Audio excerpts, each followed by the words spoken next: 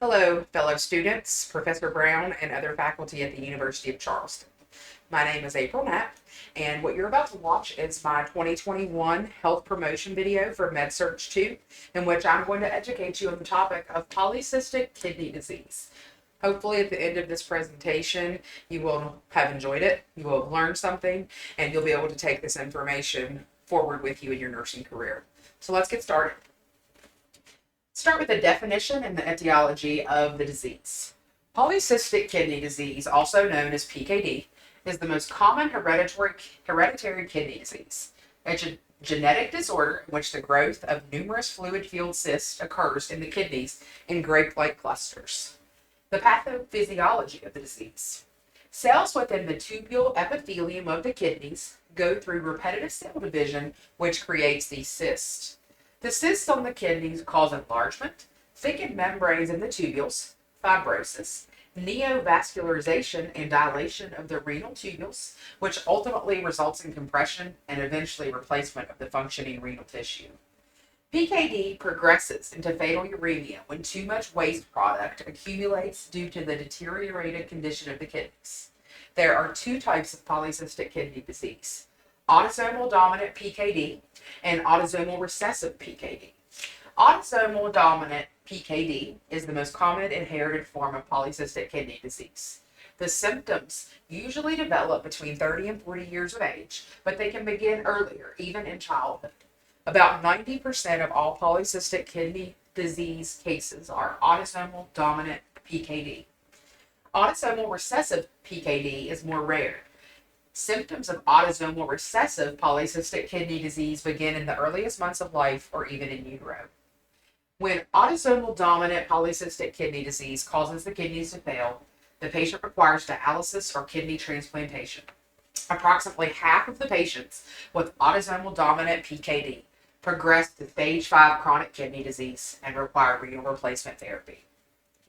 The clinical manifestations of polycystic kidney disease include hypertension, microscopic or gross hematuria, increased abdominal girth, pallor, dry skin, edema, uremic fever, which is a urine smell to the breath, kidney failure, grossly enlarged kidneys, and or bilaterally palpable masses in the flank area, which can manifest in advanced stages of the disease. In many cases, polycystic kidney disease does not manifest signs and symptoms until the cysts on the kidneys have grown to a half-inch or larger in size. Now, I would like to show you what this looks like on your kidneys. So this here represents a more normal sized kidney, uniform in color, looks good, healthy. Over here represents a polycystic kidney disease kidney. Not only is it inflamed and larger, look at all these cysts. Can you imagine having cysts all over your kidney, a half-inch in size or larger? Just sounds so painful. Now, complications of the disease can include ruptured cyst, liver failure, cerebral aneurysm, subarachnoid hemorrhage, diverticula, mitral valve prolapse, kidney failure, respiratory failure, heart failure, recurrent hematuria, kidney cancer, life-threatening retroperitoneal bleeding, renal calculi, and metabolic abnormalities. Diagnostic testing of the disease includes urinalysis and hematuria, bacteria or proteinuria, can be revealed by the urinalysis. Creatinine clearance tests may show renal insufficiency or kidney failure. Hematocrit tests may be elevated and the albumin may be decreased. Serum electrolyte levels may reveal hyponatremia, hyperkalemia, hyperphosphatemia, or hypocalcemia. Imaging for PKD includes ultrasonography, which can identify cysts in one or both kidneys or surrounding areas, such as the liver or the pancreas. Excretory urography reveals enlarged kidneys with pelvic elongation, flattening of the calyces, and indentations caused by the cysts. MRI or CT of the kidneys can show multiple areas of cystic damage. Treatment of polycystic kidney disease includes a diet low in sodium. Fluid should be managed. Medications such as analgesics, opioids, transcutaneous opioid patches, or paranephric injection of local anesthetics for pain relief, antihypertensive agents, ACE inhibitors such as captopril, lisinopril, and enalapril, or angiotensin receptor blockers like losartan can all be used for hypertension. Antibiotics such as ciprofloxacin and levofloxacin may be used for UTIs associated with PKD. Diuretics such as furosemide are another option to treat hypertension and renal calculi. Electrolyte replacements can also be used to decrease phosphorus load when the patient is in renal failure. Tolvaptan is a selective vasopressin receptor 2 antagonist. It may be used to slow the decline of kidney function. Exercise to manage hypertension is a great idea if it's not contraindicated, because managing hypertension is a big deal whenever you have polycystic kidney disease. And if you are in the later stages of the disease, you should avoid contact sports that have the possibility of trauma to the back. Now, it's important to monitor kidney function and blood pressure in patients with polycystic kidney disease. Hemodialysis, peritoneal dialysis, or continuous renal replacement therapy, TENS unit, and hypnotherapy can also be used for chronic pain. And prophylaxis of venous thromboembolism is also an option when the patient is hospitalized. Very important. Warning: non-steroidal anti-inflammatory drugs should not be used if a patient has polycystic kidney disease and presents with abdominal pain.